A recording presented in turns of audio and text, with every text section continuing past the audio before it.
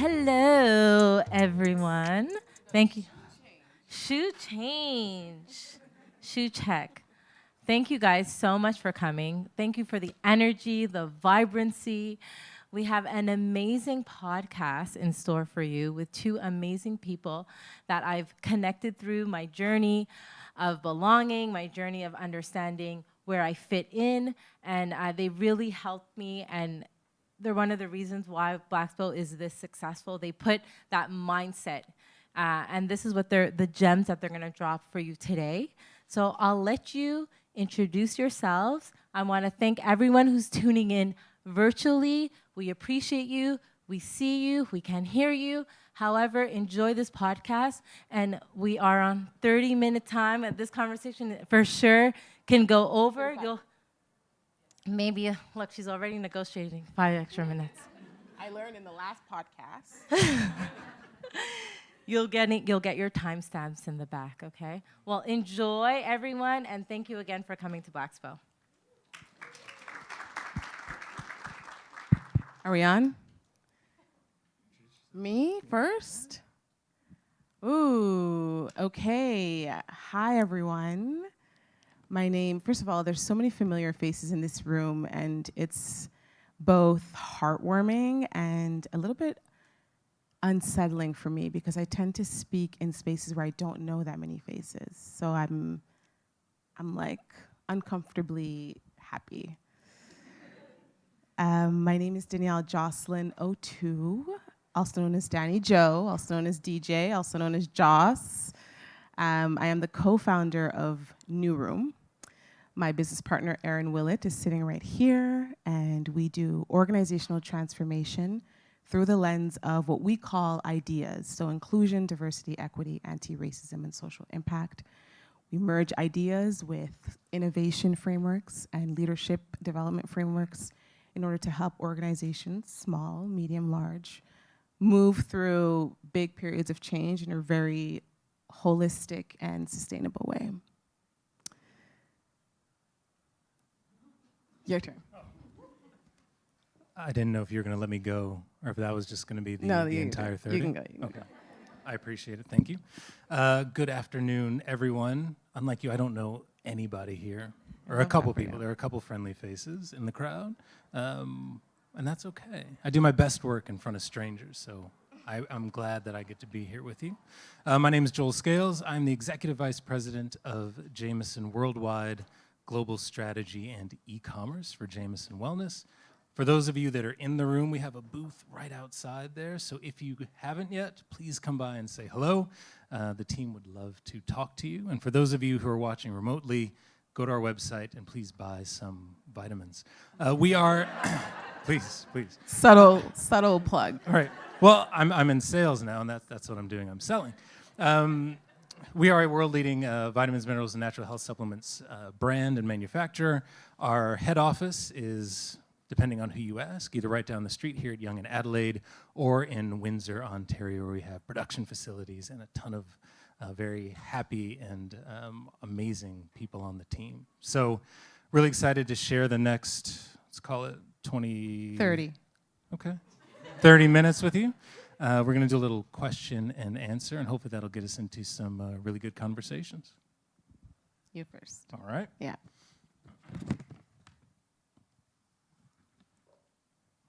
Drum roll. Oh, wow. Okay. Of course, I grabbed two. How has code switching been implemented in your day-to-day life? Ooh. That's a deep one. How has code switching been implemented in my day-to-day life? Well, I think first and foremost, my relationship with my hair. As you can tell, I'm wearing a weave. I'm slowly becoming more comfortable with leaving my natural hair out, putting braids on, but I'm still very much navigating that space and on that journey.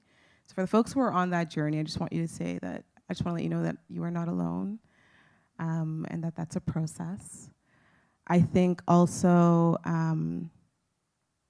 the work that we do at New Room requires us to challenge organizations a lot. And sometimes I am overly mindful about being like, the problem is white supremacy and patriarchy and capitalism. That's quite literally, you know, at the helm of organizations and institutions, most of the time, those three systems of dominance are the issue. But I have to find ways to say white supremacy, capitalism, patriarchy in a palatable way. And so it shows up in the language that I use. It shows up in how I do my work oftentimes, as much as we try to do it in an authentic way. And then I think it shows up in the way, a lot less and more and less in the ways that I present myself. What about you? That's a great answer. I should have answered first, so I didn't have to go after him. Note to self here, actually, for next time. I'd say, like you, it's part of kind of how I show up day to day. You can't escape code switching, but I found... Especially, I feel like at your level. See, it's funny you say that, because I think it's gone the other way around. I think earlier on in my career, I was much more likely to put this pretty big distance between Joel on the street and Joel in the office. In fact, we were just talking about that a few minutes ago, and I found as my career has gone by, that gap has shrunk. I don't think it'll ever be the same. I don't think those two will ever be fully touching, but I do less of it now, and I think it does a couple things for me. One, it allows me to spend more of my energy and time doing the things that really matter, rather than kind of keeping this force field around myself of not letting anyone see who I really am. But then also, it makes things a bit more interesting, right? If everybody was like, let's call it the rest of the dominant culture at where I work, it would be a really boring place to be. But allowing myself to be me shows that others can do the same thing and still be successful at the organization. And then it becomes really fun. So the less we have to switch, the more of that outside you can bring in, the more interesting it's going to be, the more fun you're going to have, and the greater distance you're going to go. The problem for me is I didn't find that out until much later on in my career, right? It was not something I knew from day one. I wasn't comfortable with it from day one. But as I get older and probably care a little bit less about what people think about me, I'm more likely to be able to speak my mind and be my true self in that space. So I was going to ask you if you feel like, do you attribute that to age? Do you attribute that to the fact that you are now in a position of power? Is it a little bit of everything? It's the nicest way someone's called me old in a long time. I think it's a bit of both. Yeah. Like, I'm not going to lie. I think it's a bit of both. Yeah, for sure. It's age in not just learning more about kind of what I'm good at, what I feel strongly about, but kind of who I am and what I'm comfortable with. And recognizing that most times when I do something that does feel risky, it's not nearly as risky as I initially thought that it was. Right. And then part of it is, you're right, it's position. And power plays a role, unfortunately, in how all of that comes. And as you move up in an organization that,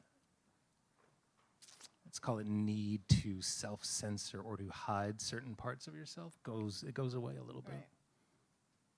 Thank you for sharing. Thanks for the follow-up. Drum roll. Thank you, guys.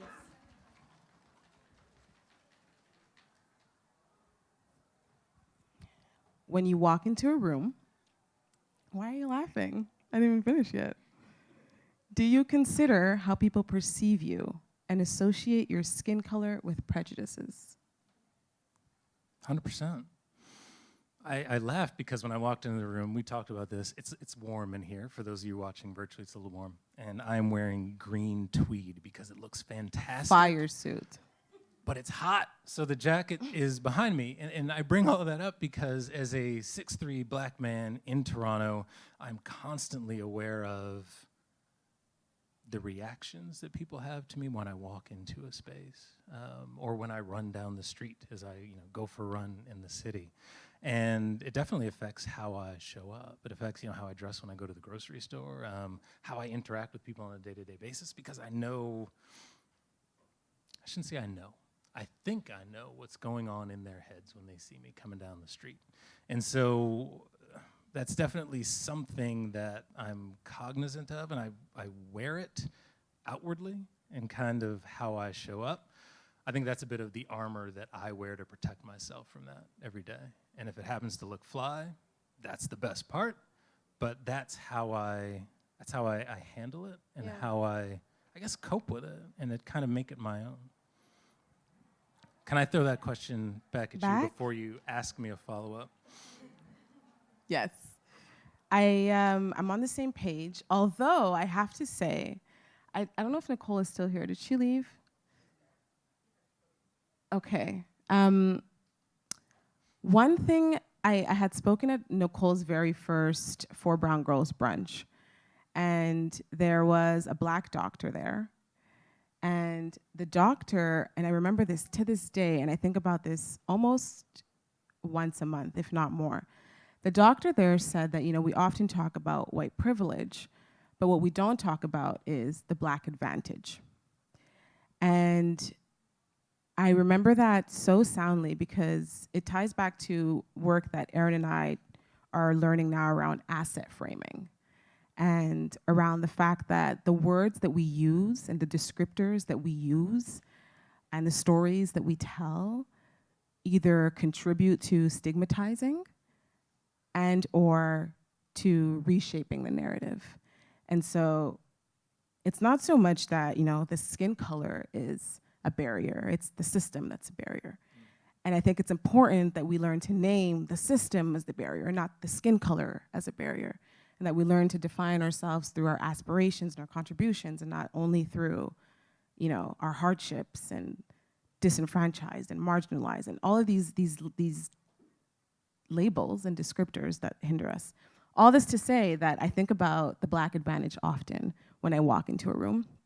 I think about the fact that, apart from obviously the fact that I'm a dark-skinned Black girl, and people are very much aware of that, I'm also very much aware that my lived experiences, 99.9% of the time, make me more equipped to do my job well when I walk into a room. I'm also aware that I know a lot of things, both intuitively and through my lived experience and through my education, that another person wouldn't. So I think for me, I very much hold the tension of, I know how I'm being perceived, but I also, God knows I fucking know how good I am, And I know that my lived experiences make me 10 times more qualified in certain situations to occupy the spaces that I occupy. Can I ask you a follow-up? Please. So a lot of folks that are listening or are in the room are actively out there kind of seeking employment early on in their career. How do you convey that idea of my lived experience makes me infinitely more qualified than someone else to do this role when you're just coming in kind of fresh off the street, or you're talking to a recruiter outside there? How do you convey that? That's such a good question. I think one thing that COVID unveiled for us all is that we are not, the society that we think we are, obviously, and that the way that our systems function at every level impact Black people the most. And so in terms of looking for jobs, particularly for me, if you're in the social impact space, if you're looking for a job in the impact area, understanding that most organizations don't know how to speak and or engage with a Black audience. So if you're in the VC world, or if you're in the funding sector, Black people are, I think, 4% of VC funding. And so you coming in with that knowledge and being like, I can help you reach a different audience and therefore increase your impact.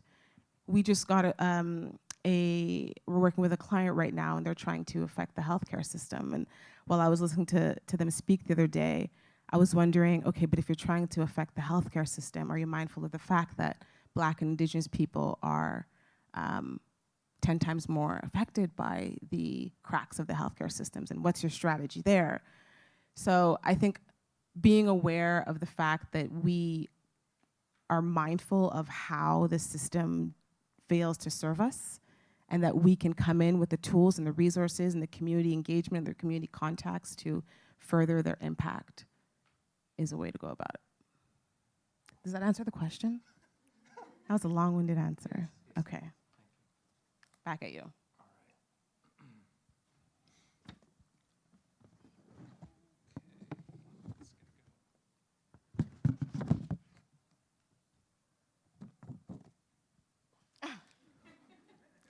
How has the work 10 times harder mentality affected your drive and trajectory?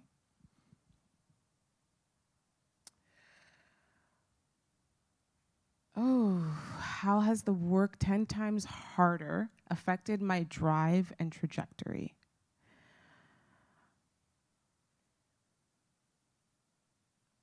I had a realization a few years ago, because I grew up in predominantly white neighborhoods and consequently predominantly white spaces. I had a realization that meant that I went, well, naturally, because I grew up in these spaces, I had to overcompensate in a lot of ways. So I needed to be the smartest in the room. I needed to be the best dressed in the room. I needed to be the funniest in the room. I needed to be, you name it, the hardest working in the room. And I grew up with that need to prove myself and to prove to the people around me that I deserve to be in that space. And then I realized a few years ago that that meant that I had quite literally gone my entire life thinking that me just showing up in a space as I am wasn't good enough. My entire life. And I was like, fuck. That means that I have never practiced, and that translated into my relationships, right? It's like I needed to feel like I needed to be the savior in my relationships to prove my worth. I needed to feel like I needed to be the friend that was always there and overextended to prove my worth. And therefore, I never fully just allowed myself to just be and be loved and appreciated for who I was outside of overcompensation. So that's how it affected how I show up. However, I would like to say that I think both myself and my business partner now are very intentional about unsubscribing from that. And we are very intentional about rest. And, the other day we were working, and I think it was like a Wednesday or a Thursday, and we were clearly both not in the mood to fucking work. And we were just like, we literally closed our laptops and we were like, today we're not gonna work. So we're actively unlearning the ways in which capitalism has reinforced this idea that who I am is directly tied to my productivity. Your turn. You stole my answer. Seriously, though, I was going to use a lot of that because I think there's some parallels there. Like, I grew up in upstate New York, as we talked about, went to high school in Minnesota. Oftentimes, I was the only black person in the room. So that whole idea of work 10 times harder that was drummed into me since I was a kid, that was how I operated. And you're right, I didn't really put it all together until I heard you say it, is then me just showing up and being was never enough. So let's say I'm still unsubscribing from that mentality, have not yet. I think I clicked the unsubscribe link, but haven't really said unsubscribe from all. Still receiving the emails. Yeah, I'm still receiving a few of those. But I do think there's a bit of give and take there. I think there is some positive that's come from that because I have worked hard to be the best, to be the brightest that I could be, because you were just like I was. You were the black person in the space, and so we were the representative of all of you, know it or not. I was representing you in those spaces that I was in. But then at the same time, how do you start to turn down that doubt of, am I good enough, just by being? And I'm trying to coin this term black averageness, and not in a bad way. I was thinking about that today. There's nothing wrong with that. Average is okay. But we have this pressure to always be better and to be fantastic. Even through like black excel. excellence, you know what I mean? Don't Nothing get me wrong wrong, with being it's excellent. great. But also, if you want to be average, every other culture Everyone and else or can be race average. Why can't has we? the ability to be average. Absolutely. I do want to say, though, that I do feel like having been in positions of leadership prior to launching my business, the weight to perform, especially as a Black woman, and I'm sure you feel that too, in terms of representing the others, I very much felt like if I don't do this job well, they will never give this opportunity to one of us again. And so back to representing, it's like I work for myself, yes, but I'm also very mindful of the fact that I'm showing up for the people that are coming behind me, because the way that we perform in these positions will or will not open doors. I got nothing to say after that. As always. Next? Am I asking you again? No, I'm asking you. No. My turn. All right. My people. Please. Thank you.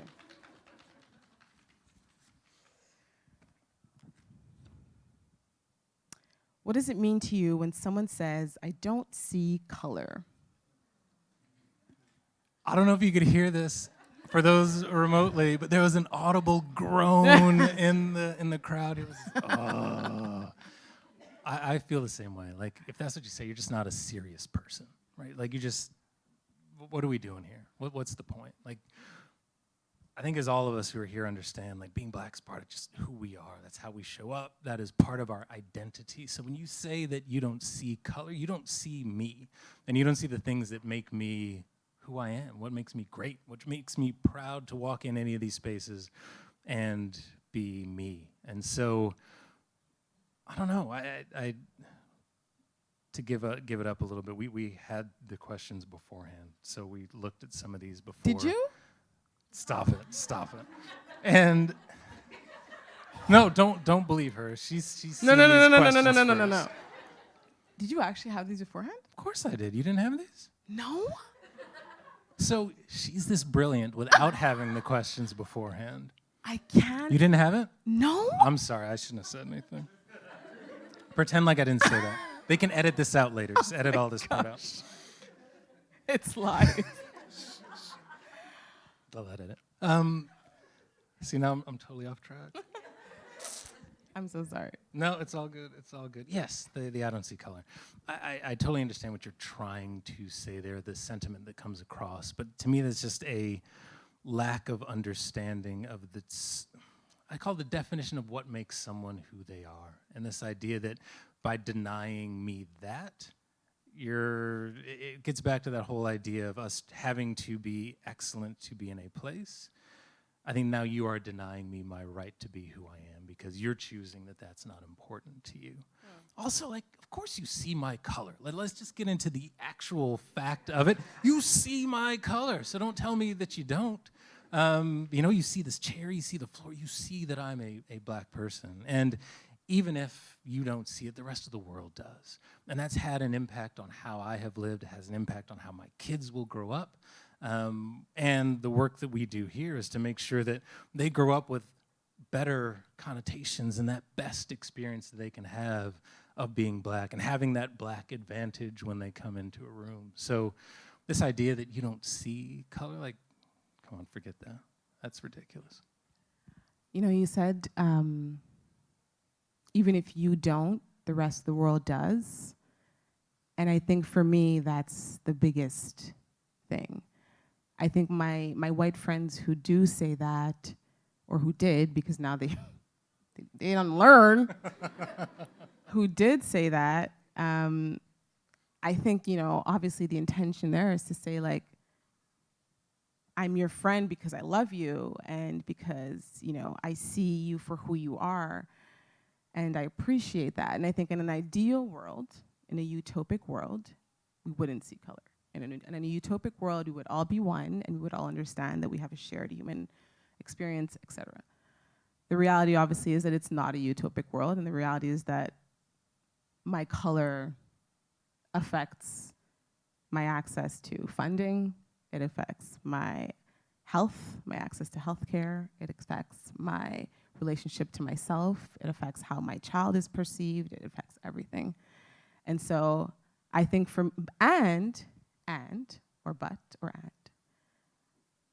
I also want folks to, back to asset framing, and not stigmatize people and not see us only for our hardships.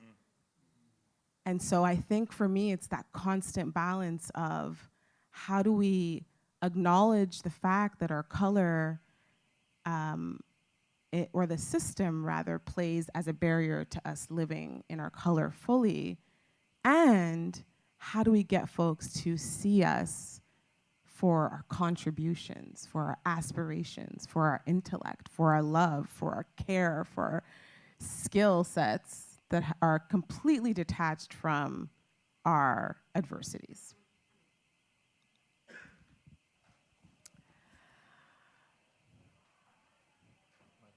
Oh, it is your turn.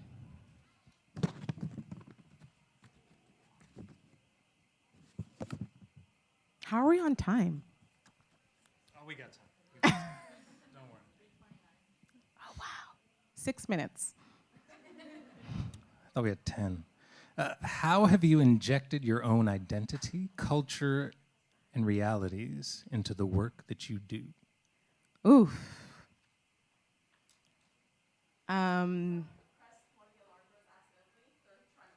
No worries. Can we, oh, is the door closed? Oh, wow, okay. I was like, can we close the door? The door's closed. I think that the work that I do and that we do is very much closely tied to, obviously, my experience, because we do equity work. I think that how I've tied, apart from obviously me being a Black woman doing EDI work, which is like, obviously, apart from that, I think that I've managed to tie my facilitation skills. I've managed to tie my human relation abilities, my intuitive skills, my love for mindfulness. Our approach in general really takes into account a lot of self-reflection. And so through our work and our sessions, we always invite clients to do a lot of journaling. There's a lot of reflection. There's moments for play and joy, because learning and unlearning this work is a very somatic experience, and we have folks kind of move through that. And Erin and myself both are very playful, mindful, artistic women, and we bring that into our work. Yeah. What about you? I feel like this gets very close to the code switching conversation that we had, right? About shrinking that gap between the corporate me versus real me. And I find that I tend to be more just me when I show up. And who's you? I don't know if we've got time for all that. But I'll say that, you know, I'm much more likely to, so, okay, question comes in, you go into work, wherever it is you work, and people ask you, what did you do over the weekend? Or where did you go on vacation? And 9 times out of 10, my weekend and my vacation looks a lot different than my peers, right? Yeah. What did you do? I went to Carnival, and I was jumping up on the road for 4 days, and I had a great time, right? There is see, y'all laugh, right? Because would you have that conversation with a lot of people that you work with? And again, we talked about my journey. There was a time where I would have hidden that deep, buried it. Now I will show you the pictures. I will put it out there, and I will show you what I have been doing because you know, like I talked about, the amount of energy it takes to create that gap. Right. I'm just tired. Start lying about your weekend anymore, right? So yeah. I'm here for it. So let's don't ask if you don't want to know. And when I tell you, you better be willing to engage in a real conversation about, you know, why you can see me shirtless on the road. And I think that comes through with everything, right? When we talk about music, we talk about culture, we talk about food. Just being more and more authentically me is something I'm striving to do as I work on my unsubscription journey. That's great. As a closing question, I'm going to scrap these. Okay, these are done. And I want to know, because I think that as we talk about these conversations around Blackness, it's important to also center Black joy. And I want to know what brings you joy right now. Honestly, being here brings me joy right now. I've had the perfect Saturday today. I don't mean to brag, and I apologize if your Saturday was not as good as mine. But I woke up this morning and I got to take one of my kids to go play basketball. And he's 8 and he was playing basketball and I got to see him play and it was phenomenal. And then a friend of ours brought my older son, who's 11, to go play, and he surprised me. I forgot he was going to be there, and he showed up and gave me a big hug. And I got to be with them, and then I get to be with you. And as a Saturday, giving up that time to come and actually talk to like-minded folks and build something amazing, as I build with my kids, as I build with my wife at home, that gives me joy and excitement, and that makes me happy to spend my time here, and this is a day well spent. So I'm getting all sorts of energy just from being here and sharing that with all of you. And if I can give a little bit of that back, then I've had an amazing day. What about you? Lovely. I think reaping the rewards. Oh my God, she's got me, the lady. Reaping the rewards of what we're sowing. From a work perspective.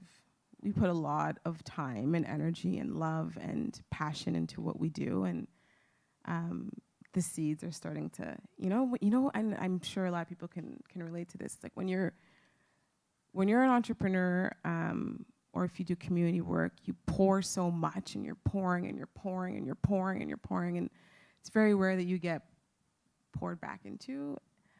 And so I'm at a point in my life right now where I feel like I'm getting poured back into, and I'm surrounding myself with the people who are capable of pouring back into me, and the seeds from our hard work are germinating, and that's bringing me a lot of joy. It's a great way to end it.